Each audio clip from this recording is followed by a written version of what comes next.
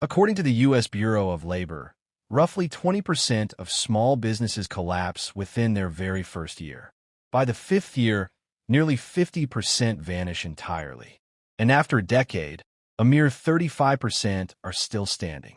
When people see these devastating numbers, they immediately assume the owners weren't smart enough, or didn't grind hard enough, or simply ran out of money. But in reality, it is rarely a lack of skill, passion, or funding that kills a dream. The actual culprit is a dangerous misunderstanding of what a business actually is. Consider a woman named Lisa.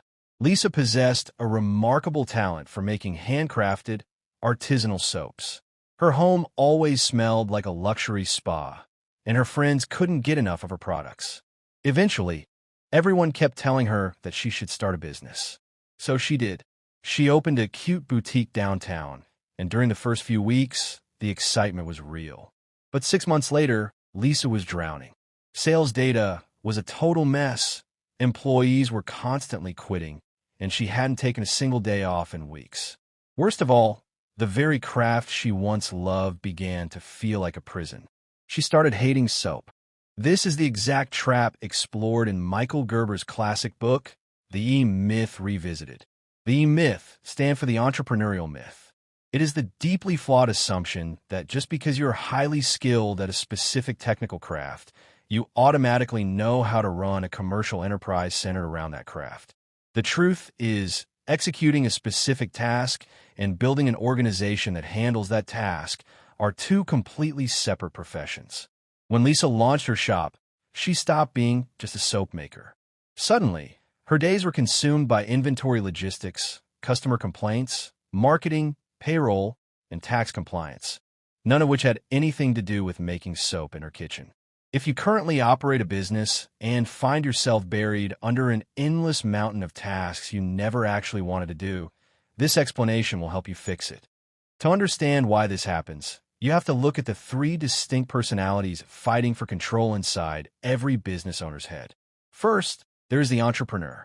This is the visionary and the strategic dreamer who stays up late imagining future expansion and massive long-term goals. Second, there is the manager. This is the organizer who thrives on order, builds spreadsheets, handles scheduling, and desperately tries to clean up the logistical messes left behind by the visionary. Third, there is the technician. This is the tactical doer who actually builds the product or delivers the service, the one baking the pastries, writing the code, or crafting the soap. The vast majority of small businesses are started by technicians. You get tired of working for someone else and assume that doing the work for yourself equals freedom. But when you strike out on your own, you don't drop the technician role. You simply stack the managerial and entrepreneurial responsibilities directly on top of it. Juggling three conflicting identities at the exact same time is the ultimate recipe for burnout. If you fail to intentionally dedicate time to the entrepreneur role, you haven't actually built a business. You have simply built an exhausting, demanding job where you happen to be the boss.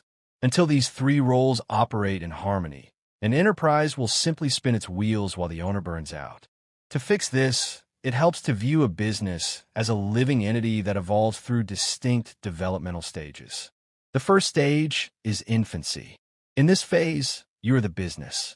You handle every single email, fulfill every order, and manage every tiny administrative detail.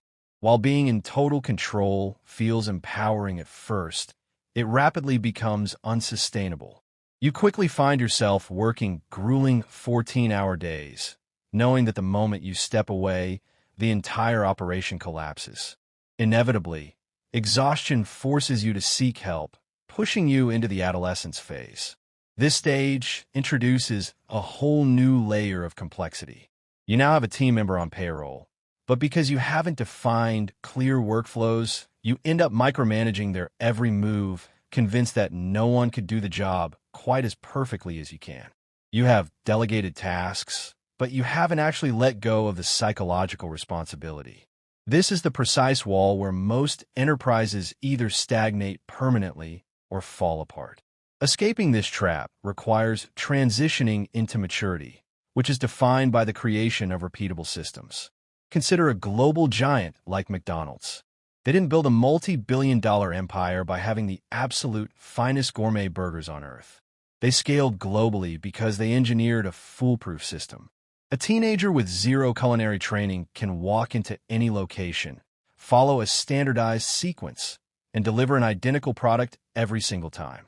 A mature business relies entirely on predictable processes rather than individual superstars.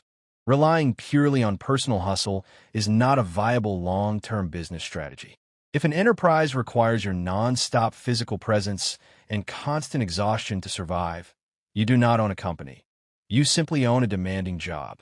True leverage comes from designing your operation as if you intend to franchise it, even if you never actually do. Every single component, from onboarding and training to inventory management and customer acquisition, must be systematized to run like clockwork without relying on a single indispensable person. If the departure of one key employee can cause your entire operation to crash, you have a structural dependency, not a business. Systems are the standardized recipes that guarantee consistent outcomes every single time, shifting the focus away from how you could do a task better toward how a process can function seamlessly without you. Transforming your daily operations into a self-sustaining asset requires a structured, step-by-step blueprint. The first step is establishing an entrepreneurial vision, which means clearly defining your ultimate long-term goals and organizational destination before you begin driving. The second step is organizing for success, which involves mapping out a clear organizational structure, defining specific roles, and establishing distinct workflows long before you actually hire an elite team.